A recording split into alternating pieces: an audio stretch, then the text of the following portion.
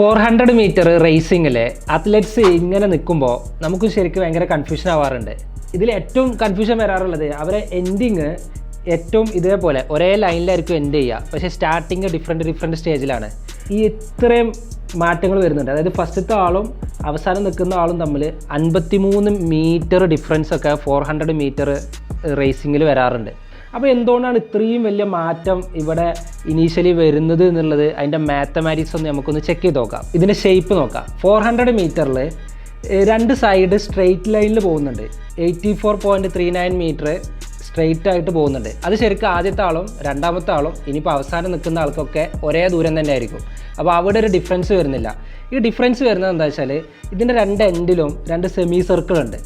ഈ 2 സെമി സർക്കിളിലെ റേഡിയസിലുള്ള ഈ difference match ചെയ്യാൻ വേണ്ടിയിട്ടാണ് തുടക്കത്തിൽ ഇതുപോലെ ആദ്യത്തെ ആളും രണ്ടാമത്തെ ആളും അല്ലെങ്കിൽ പിന്നെ ഓരോ ആൾക്കാർ തമ്മിലുള്ള ഡിഫറൻസ് ഇങ്ങനെ ഒരു ഡിസ്റ്റൻസിൽ കീപ്പ് ചെയ്യുന്നത്. ഒരാൾ കുറച്ച് ബാക്കിലായിരിക്കും, പിന്നെ കുറച്ചുകൂടെ ബാക്കിൽ, ആ രീതിയിൽ വരുന്നത്.